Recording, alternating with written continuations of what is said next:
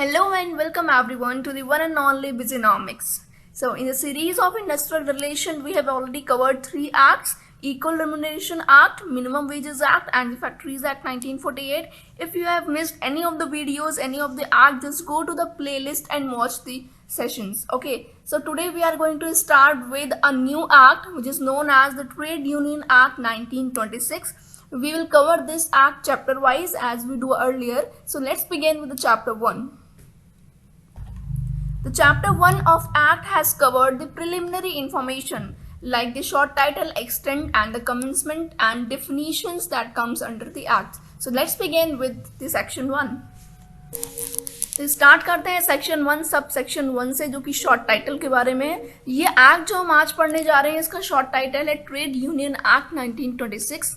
Extend की बात करें तो ये एक्ट पूरे इंडिया में एक्सटेंड होता है। It extends to whole of India including the state of Jammu and Kashmir. The point here to be noted is that this act extends to India including the state of Jammu and Kashmir. Commencement की बात करें तो ये act आया था on the 25th day of March 1926। अब आते हैं कुछ इंपॉर्टेंट डेफिनेशंस पे। 2A में सबसे पहले एग्जीक्यूटिव की डेफिनेशन दी हुई है। एग्जीक्यूटिव और ऑफिस बेरर जो भी यहाँ पे टर्म्स दिए हैं, इनको समझने के लिए हम थोड़ा सा कंपनी की तरफ जाते हैं। जब कंपनी के बारे में हम पढ़ते हैं तो कंपनी में जो टॉप लेवल मैनेजमेंट होता है, जो टॉप मैनेजमेंट होता है, वही टॉप मैनेजमेंट यहाँ पे उसको एग्जीक्यूटिव का नाम दिया गया है, right.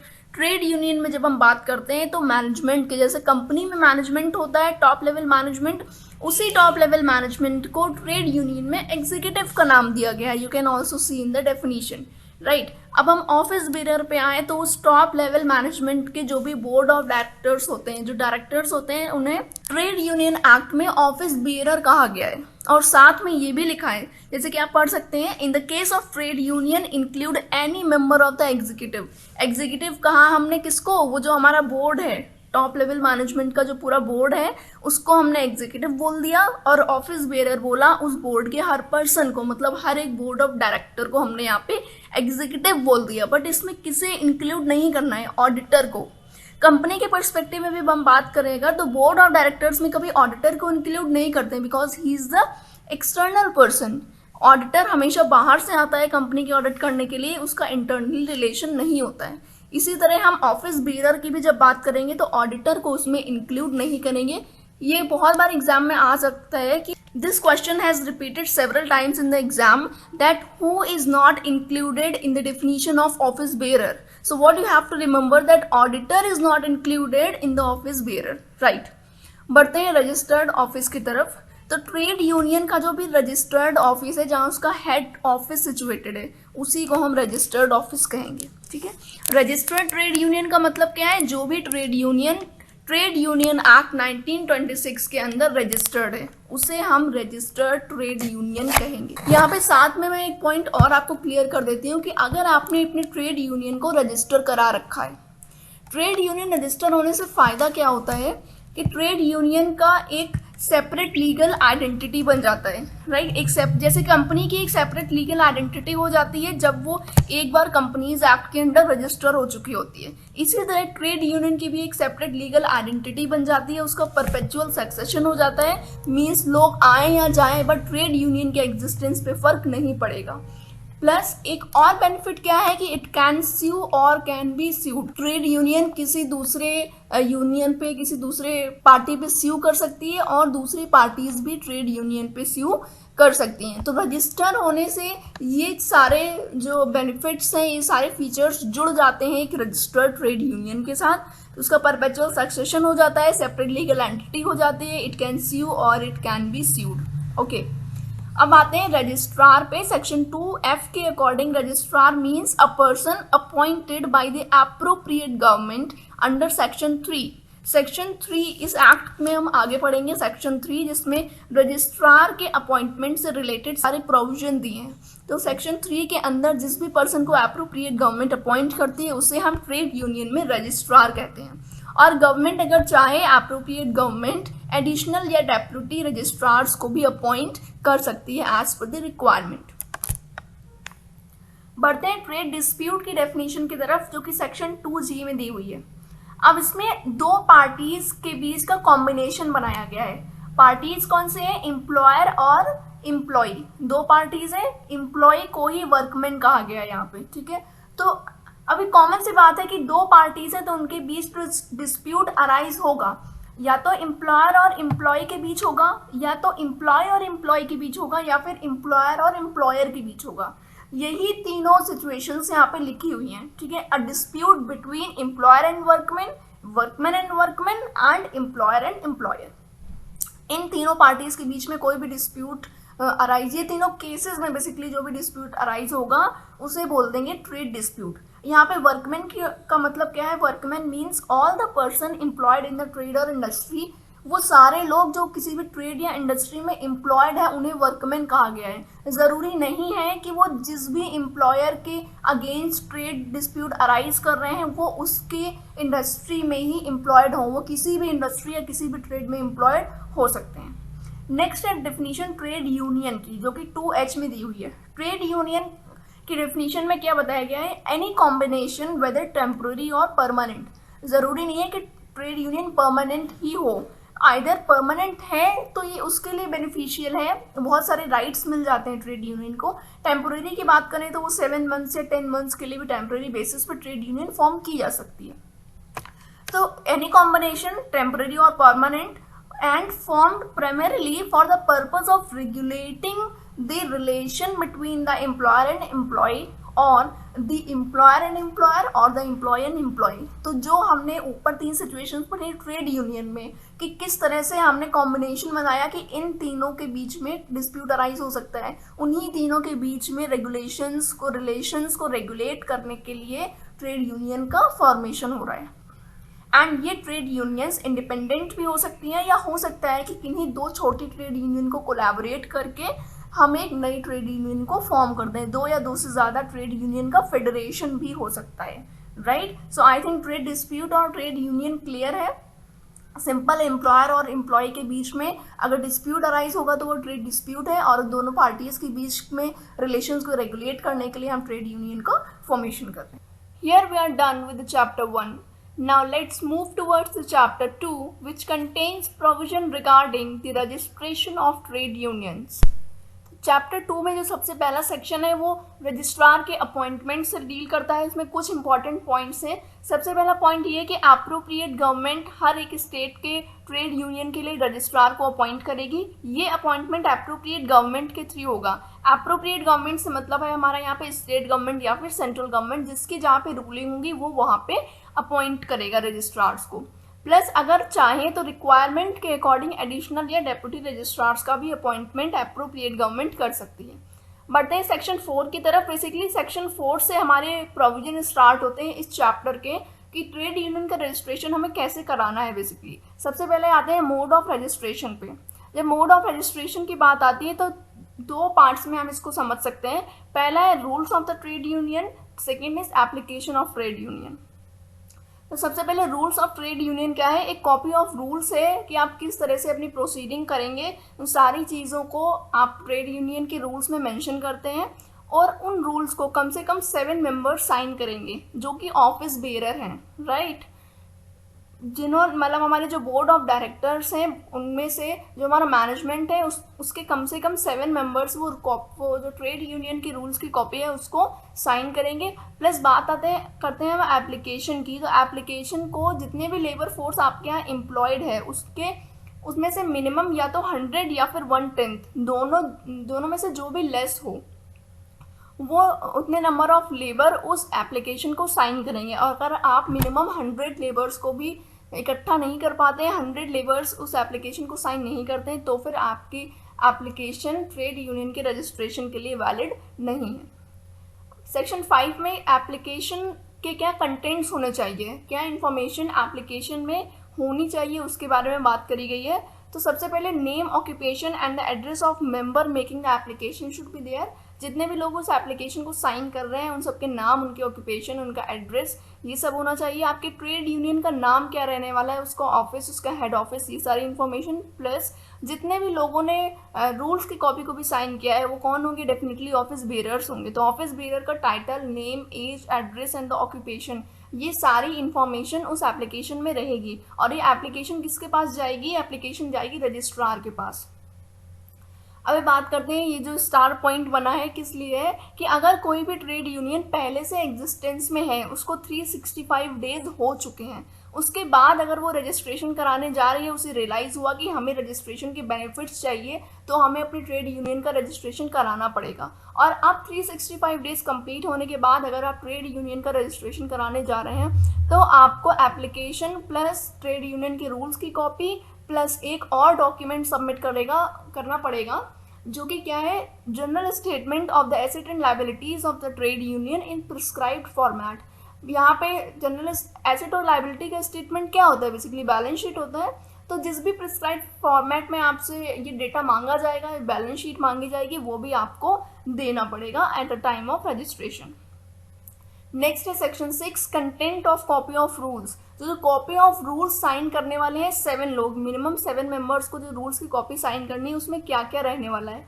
Name of the trade union, object, purpose of using the general funds, list of members of trade union, subscription by the members, कितने लोगों ने सब्सक्रिप्शन लिया है, क्या अमाउंट ऑफ आपने सब्सक्रिप्शन का लिया है, क्या आप उसे पार्ट में ले रहे हैं, सब्सक्रिप्शन वन टाइम ले रहे हैं या फिर पार्ट्स में ले रहे हैं, like in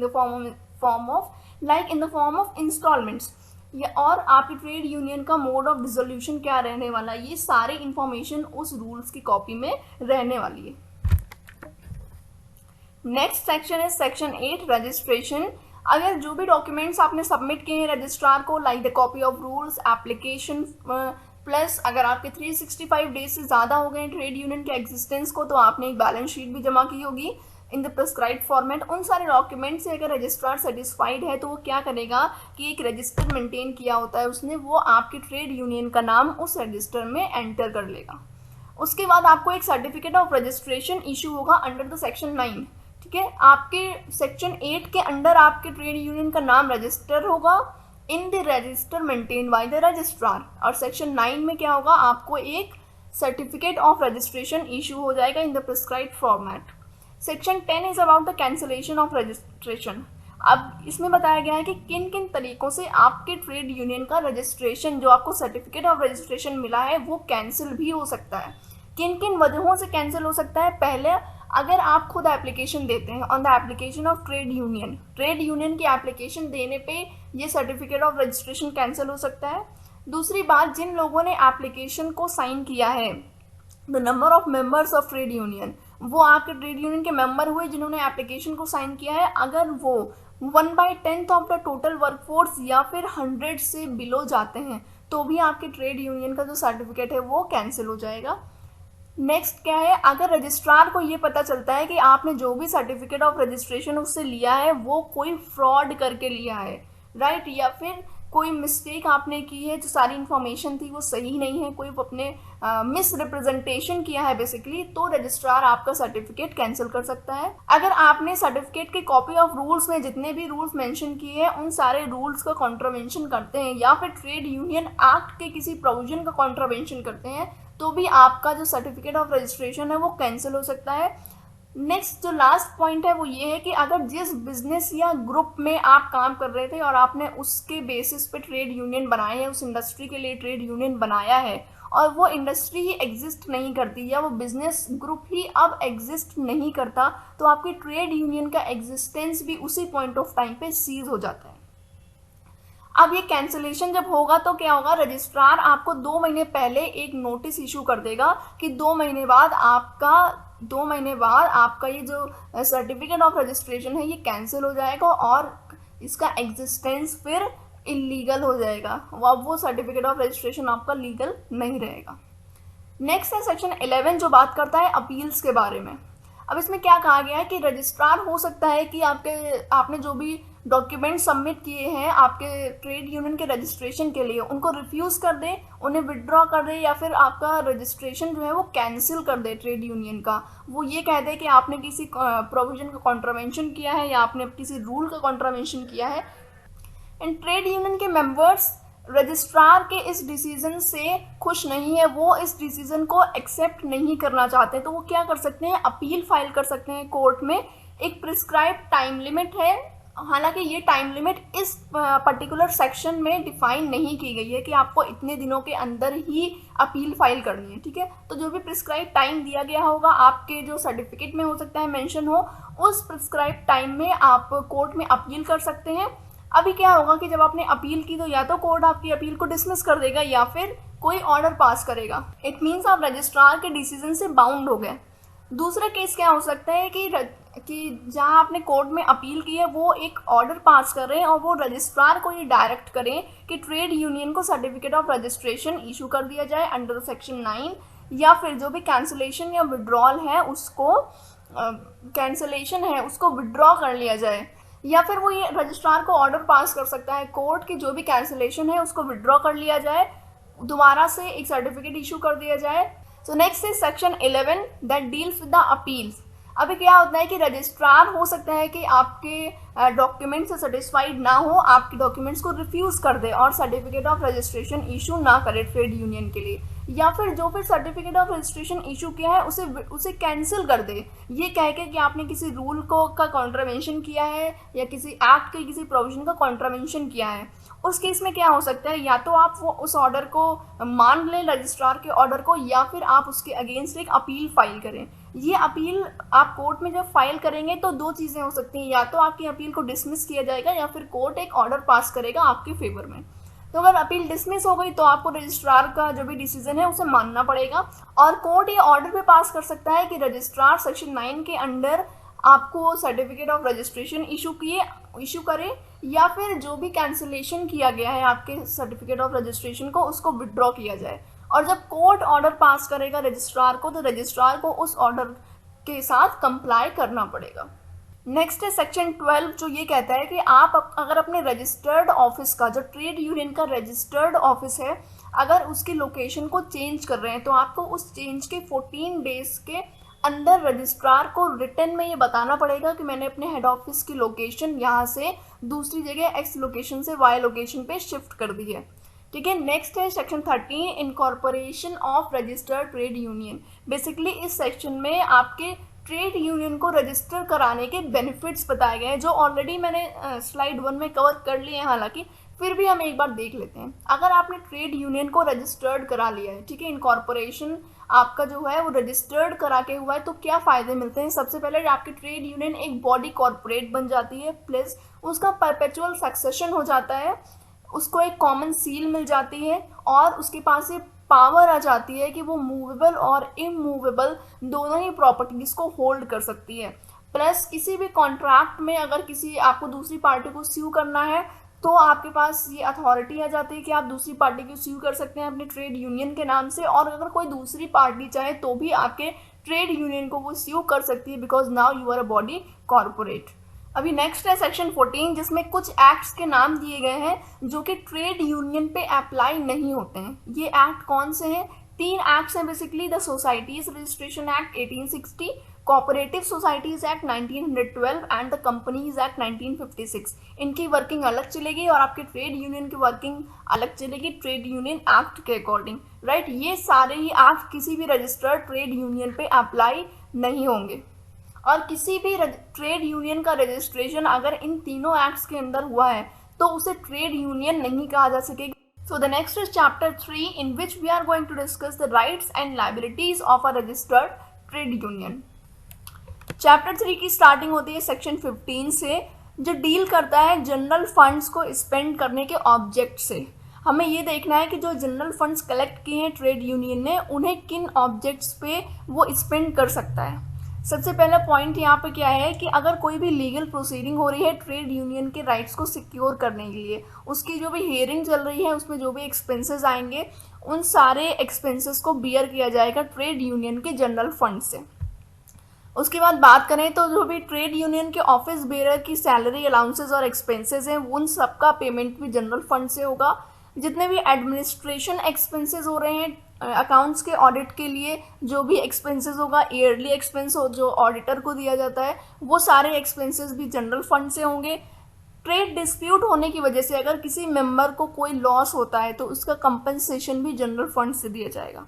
and in addition to that trade union के मेंबर्स के जो डिपेंडेंट्स हैं उनको भी जो भी अलाउंसेस दिए जाएंगे, अगर ट्रेड यूनियन के मेंबर्स की डेथ हो जाती है या फिर ओल्ड एज के टाइम पे उन्हें अलाउंसेस देने हैं, उनके डिपेंडेंट्स को अलाउंसेस देने हैं, ट्रेड यूनियन के मेंबर्स की सिकनेस की वजह से अगर उनकी कैपेबिलिटी, वर्किंग कैपेबिलिटी रिड्यूस हो गई है, उनका एक्सीडेंट हो जाता है या अनएम्प्लॉयमेंट हो जाता है, उन सारे केसेस में जो भी प्रोविज़न बना रखे हैं ट्रेड यूनियन ने अपने कॉपी ऑफ रूल्स में, ये सारी चीज़ें मेंशन होंगी और उनका जो भी पेमेंट होगा ये सारे एक्सपेंसेस जनरल फंड से बियर किए जाएंगे। जितने भी educational, social and religious benefits मिलने हैं मेंबर्स को, including the payment of expenses of funeral और the religious ceremonies of deceased member, ये सारे जो भी एक्सपेंसेस हैं, फ्यूनरल का भी एक्सपेंस जो है, ये सारे एक्सपेंसेस किसको दिए जाएंगे? जनरल फंड से। And to upkeep a periodical published, like अगर कोई भी पीरियोडिकल न्यूज़ लेटर या फिर कुछ ऐसे पेपर्स कुछ प्रिंट हो रहे हैं जिसमें मेंबर्स से क्वेश्चंस को डिस्कस करना है या फिर ऐसा कुछ डिस्कशन करना है, उन सारे जो भी पीरियोडिकल एक्सपेंसेस हो रहे हैं उन सबका जो एक्सपेंस है वो जनरल फंड्स के थ्रू किया जाएगा। And at last the expenditure in respect of the contribution of any financial year shall not exceed 1/4 of the combined total gross income, जितनी भी ग्रॉस इनकम है किसी एक ईयर में, जितने फंड्स कलेक्ट हो रहे हैं उसके 1/4 से ज़्यादा एक्सपेंस आपको नहीं करना है। ये बैलेंस स्टार्टिंग से मेंटेन करके चलना है कि किस तरह से हमें किस पे कितना एक्सपेंस। सेक्शन 15 में हमने जनरल फंड्स की बात की, अब बात करते हैं सेक्शन 16 में क्रिएट होने वाले एक सेपरेट फंड की। ये सेपरेट फंड क्रिएट हो रहा है पॉलिटिकल पर्पस के लिए। इसका पर्पस क्या है? For the promotion of the civic and political interest of its members. इसके ऑब्जेक्ट क्या क्या होने वाले हैं? अगर कोई भी मेंबर, ट्रेड यूनियन का कोई भी मेंबर किसी लेजिस्लेटिव बॉडी में जो कि लोकल अथॉरिटी के अंडर कॉन्स्टिट्यूट हुई है उसमें इलेक्शन में खड़ा होना चाहता है, इलेक्शन में पार्टिसिपेट करना चाहता है, तो जो भी डायरेक्ट या इनडायरेक्ट एक्सपेंसेस होंगे उस पूरे प्रोसेस में, उन सारे एक्सपेंसेस को बियर किया जाएगा इस सेपरेट फंड से। अगर कोई भी मीटिंग होल्ड होती है या फिर लिटरेचर या डॉक्यूमेंट्स का डिस्ट्रीब्यूशन किया जाता है कैंडिडेट्स के बीच में पॉलिटिकल पर्पस के लिए या फिर मेंटेनेंस के लिए कोई भी एक्सपेंस बियर किया जा रहा है, लाइक अगर लेजिस्लेटिव बॉडी में मेंबरशिप के लिए कोई भी एक्सपेंस बियर किया जा रहा है, वो सारे एक्सपेंसेस भी इस सेपरेट फंड से ही जाएंगे जो कि पॉलिटिकल पर्पस के लिए क्रिएट हुआ है। अब मेन बात इसमें क्या है कि ये ज़रूरी नहीं है कि हर पर्सन इसमें कंट्रीब्यूट करे। ट्रेड यूनियन के मेंबर्स को पॉलिटिकल पर्पस के लिए क्रिएट होने वाले फंड में कंट्रीब्यूट करने के लिए कंपेल नहीं किया जा सकता। एट द सेम टाइम जो भी पर्सन इस फंड में कंट्रीब्यूट नहीं कर रहा है उसे ट्रेड यूनियन के किसी भी बेनिफिट से एक्सक्लूड नहीं किया जा सकता है। तो this was all about the section 16 जो कि हमने पॉलिटिकल पर्पस के लिए एक सेपरेट फंड क्रिएट किया। उसके ऑब्जेक्ट्स क्या थे? किसी भी मेंबर को आप कंपेल नहीं कर सकते हैं और उसे एक्सक्लूड भी नहीं कर सकते हैं किसी बेनिफिट से। अब आते हैं सेक्शन 17 में। 17 और 18 मोर और लेस सेम है, बट थोड़ा सा डिफरेंस क्या है? 17 बात करता है criminal conspiracy in the trade dispute और 18 बात करता है immunity from the civil suit in certain cases. ये दोनों सेक्शंस क्या कहते हैं बेसिकली कि ट्रेड यूनियन का कोई भी मेंबर या फिर कोई भी office bearer Indian penal code के सेक्शन 120B के अंदर तब तक पिनलाइज नहीं किया जा सकता जब तक वो सेक्शन 15 में दिए गए ऑब्जेक्ट्स को इस तरह से मॉडिफाई ना करें कि उनमें कोई क्रिमिनल कॉन्स्पिरेसी हो। राइट, अगर आप सेक्शन 15 के ऑब्जेक्ट्स को मॉडिफाई कर रहे हैं, ट्रेड यूनियन के मेंबर्स ऑब्जेक्ट्स को मॉडिफाई कर रहे हैं, तो आप उनको पिनलाइज नहीं कर सकते until unless there is a criminal conspiracy in their objects. और ये क्रिमिनल कॉन्स्पिरेसी उन सबके अगर म्यूचुअल कंसेंट से है तभी उन्हें पिनलाइज किया जा सकता है। सेक्शन 18 देता है आपको immunity from civil suit in certain cases.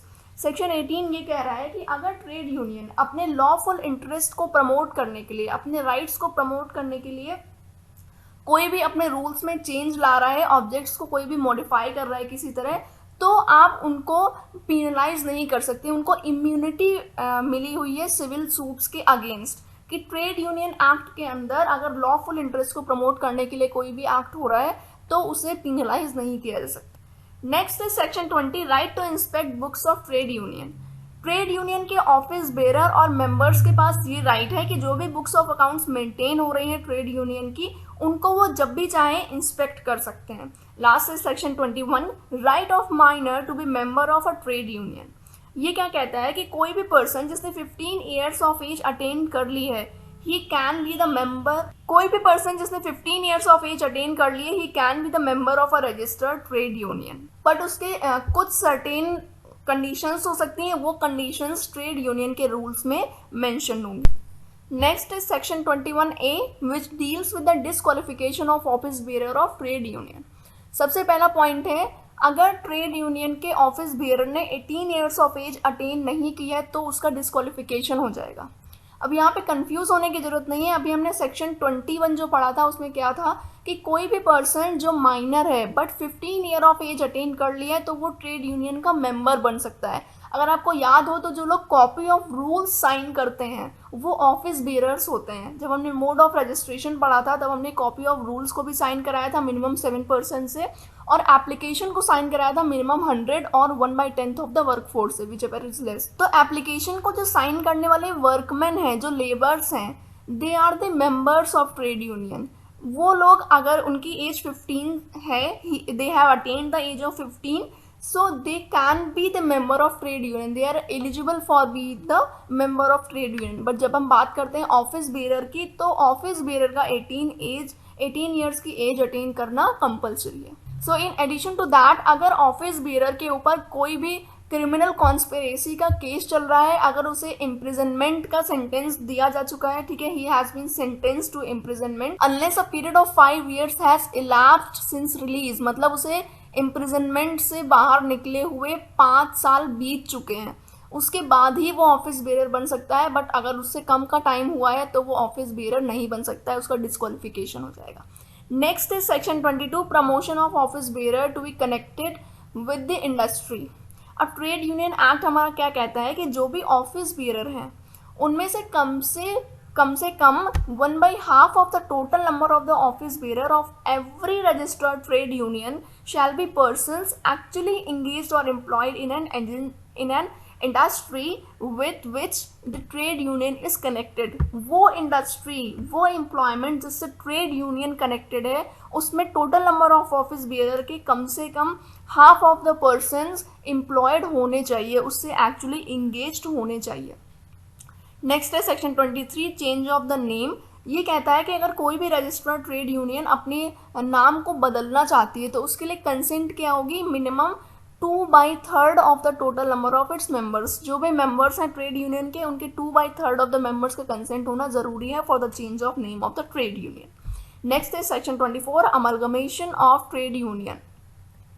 अगर 2 ट्रेड यूनियंस को अमलगमेट करके एक नया ट्रेड यूनियन बनाना है तो उसके लिए कम से कम 60% वोट्स जो है उस प्रपोजल के फेवर में जाने चाहिए, तभी आप उनका ट्रेड यूनियंस का अमलगमेशन कर सकते हैं।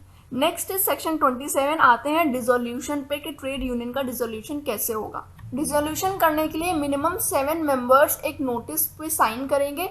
उस नोटिस को उस ट्रेड यूनियन का सेक्रेटरी 14 डेज के अंदर रजिस्ट्रार को सेंड करेगा।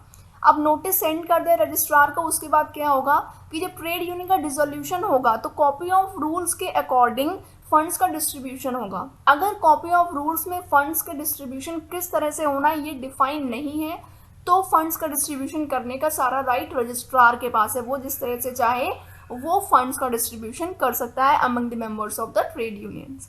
Next is section 28, returns.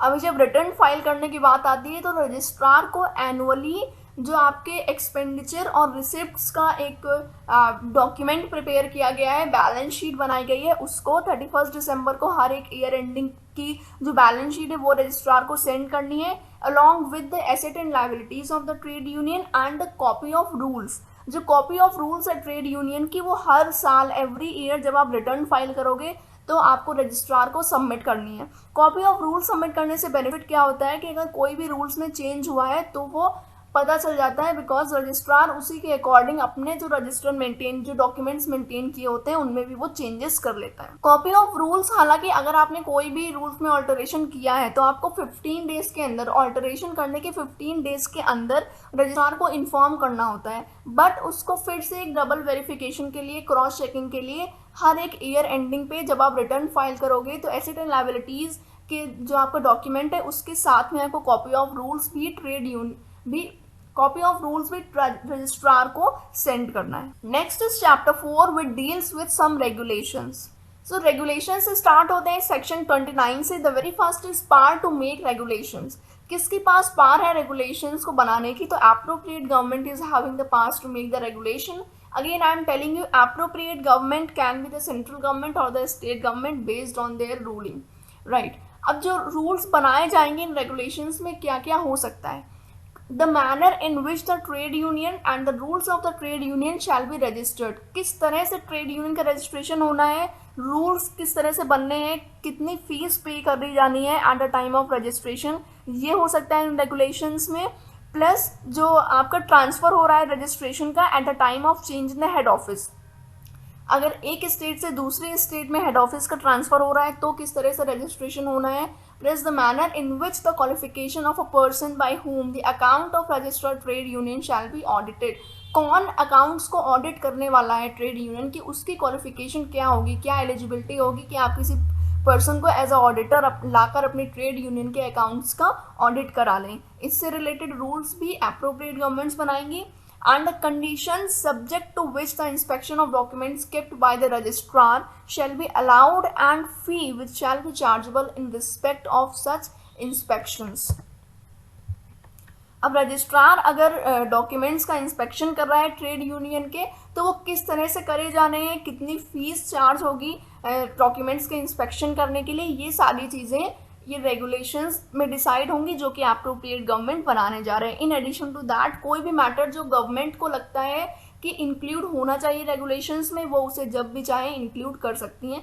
Next is section 30 publication of regulation. ये रेगुलेशन जो भी बनाएंगे एप्रोप्रिएट गवर्नमेंट तो इसका पब्लिकेशन भी ऑब्वियसली एप्रोप्रिएट गवर्नमेंट ही करेगी अपने office. Next and the last is chapter 5 penalties and procedure. Penalties की बात करें अगर हम ट्रेड यूनियन एक्ट के अंदर तो सबसे पहले पेनाल्टी है सेक्शन 31 में जो दी हुई है फेलियर टू सबमिट रिटर्न. जो एनुअल रिटर्न सबमिट करने हैं रजिस्ट्रार को अगर वो ट्रेड यूनियन सबमिट नहीं कर पाती है तो क्या होता है, कोई भी पर्सन, कोई ऑफिस बीरर या मेंबर जिसके पास ये अथॉरिटी है रिटर्न्स को सबमिट करने की, या तो उसके ऊपर फाइन लगेगा या फिर अगर कोई भी पर्सन फिक्स नहीं हो पा रहा है, किसी भी पर्सन की अथॉरिटी नहीं थी, किसी के पास ये रिस्पॉन्सिबिलिटी नहीं थी कि आपको ये पर्टिकुलर ये डॉक्यूमेंट्स जो रिटर्न्स के हैं ये सबमिट करने हैं, तो उस केस में क्या होता है कि सारे ही मेंबर्स पे 5 रुपीज़ तक का फाइन लगता है. और अगर डिफ़ॉल्ट कंटिन्यू रहता है आफ्टर अ सर्टेन पीरियड तो हर एक वीक के लिए फ़ाइन लगता है जो कि मैक्सिमम 50 रुपीज़ तक हो सकता है. और क्या होता है, ये तो आपने अगर आप गलती से रिटर्न फाइल करना भूल गए ये उस केस में फ़ाइन है. बट अगर विलफुली जानबूझकर आपने क्या किया, रिटर्न में कोई रॉन्ग एंट्री कर दी, फाइल तो किया बट कोई गलत एंट्री करी, उस केस में मैक्सिमम 500 रुपीज़ तक का फाइन है. नेक्स्ट है section 32 supplying false information regarding trade union. Trade union के रिगार्डिंग अगर कोई भी फॉल्स इन्फॉर्मेशन सप्लाई की जाती है उस केस में मैक्सिमम 200 रुपीज़ तक का फाइन चार्ज हो सकता है. एंड लास्ट है section 33 cognizance of offence. Cognizance of offence क्या कहता है कि रजिस्ट्रार को तभी पता चलेगा किसी भी प्रोविज़न के कॉन्ट्रावेंशन के बारे में जब उसे रिटन में इन्फॉर्म किया जाएगा. तो जब तक रिटन में कंप्लेंट नहीं जाएगी रजिस्ट्रार के पास वो किसी भी ऑफेंस का कॉग्निजेंस नहीं लेगा. So here we are done with the Trade Union Act 1926. I hope you guys have understood all the provisions and the sections of this act. If you are having any queries or doubts, you can directly ask me in the comment box section. So thank you everyone for watching it and stay connected with us for the upcoming videos. Don't forget to like, subscribe and share this video.